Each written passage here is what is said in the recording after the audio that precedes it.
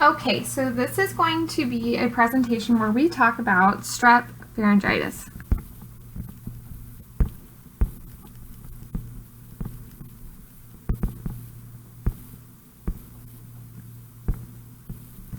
Okay, so this is every person who comes into your office who has a sore throat is going to say, oh, I have strep throat. But do they usually have strep throat? And we're not talking about a pediatric population. They're going to be far more likely to have strep throat. We're talking about an adult population in a usual doctor's office. Who are we going to be seeing?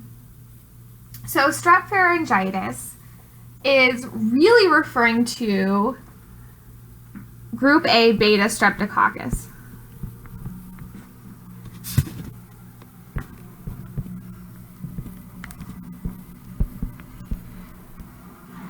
And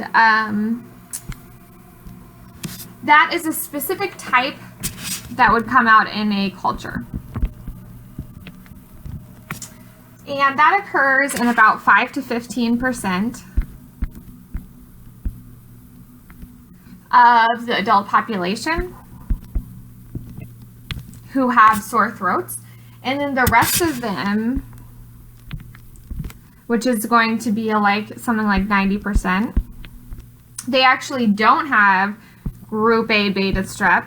What they have is viral. They just have an upper respiratory infection, a viral upper respiratory infection. Okay, so we need to pretty quickly, with this type of a patient, we need to try to figure out what they have so that we can treat them. Because if they just have viral, what's going to happen is it's going to resolve spontaneously. But if you have the group A beta strep, it's going to still resolve spontaneously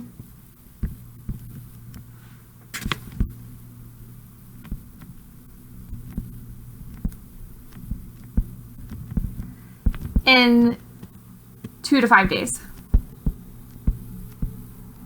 So that's with this, and it's also with viral. Are they going to see full symptom resolution in that period of time? Maybe not, but the virus will be dead and things will be definitely getting better. So we want to use something called a Cerner Score in order to be able to determine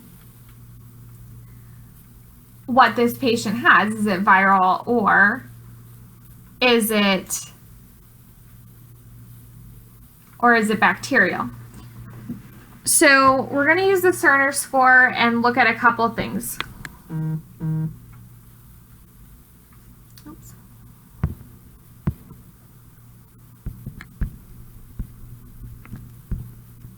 So the temperature. If it's above 38, we're going to give them 1 point. If they have an absence of a cough,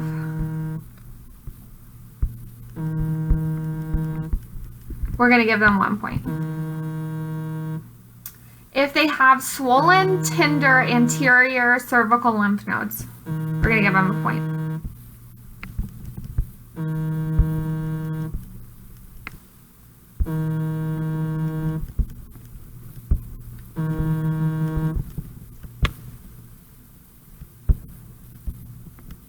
If they have tonsillar swelling with exudates, we're going to give them a point.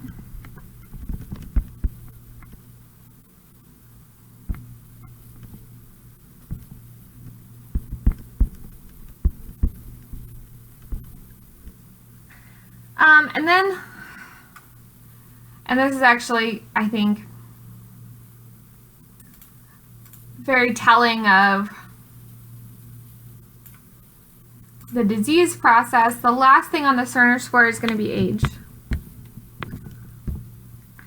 And that being if if the patient is 3 to 14 years of age, we're going to do a +1.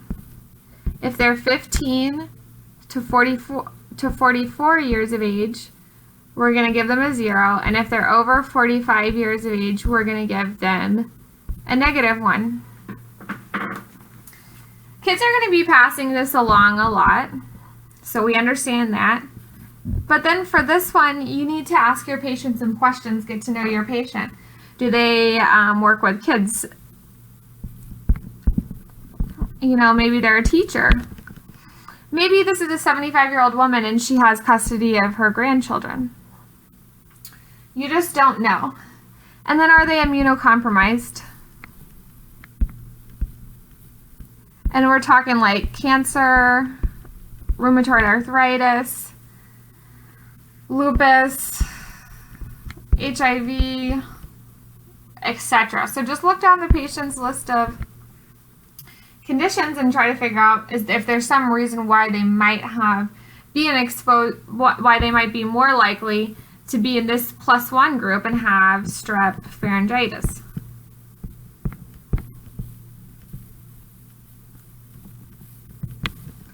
Okay, and if they get a score of 2 or more, then we're going to give them a rapid strep.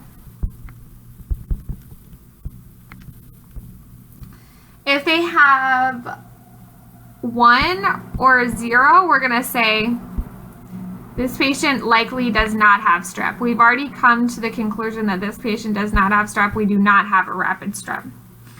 So what if we come back with a rapid strep that is negative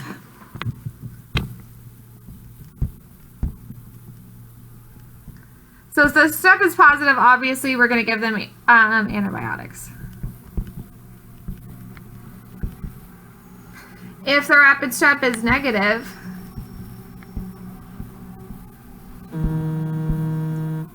we're going to do a culture. And rapid streps have different likelihoods of being correct in the beginning. So kind of know what your lab kit is, what kind of information your lab kit is, because the rapid streps are generally wrong a lot of the time. So why do we want to be so careful in doing this? Because we've already talked about that they're going to resolve in 2 to 5 days. Well, we want to prevent the sequela of symptoms, which, you know, things that will come from having the strep. So what's that include? Like acute glomerular nephritis, the heart valves, the strep is really good at moving to the heart valves, rheumatic fever,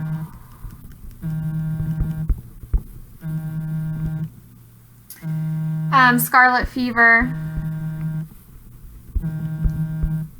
We want to prevent all those.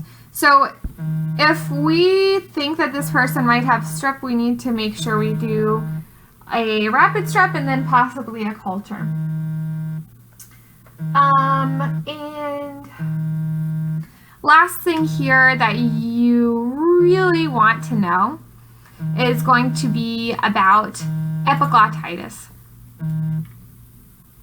So how are you going to know if you have a patient with epiglottitis? It's because their throats are so swollen that they can't swallow their own saliva.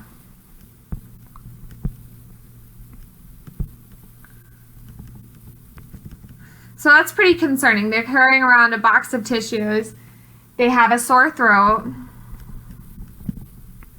Maybe some of the same symptoms. What do you want to do with that patient? Well, that patient is probably going to need to be trached. So you need to send them to the hospital. Get them there very quickly. And you want to associate with this also the thumb sign. And that's on x-ray. Their epiglottis looks like a thumbs up. Okay, so I hope that was helpful, and see you guys later.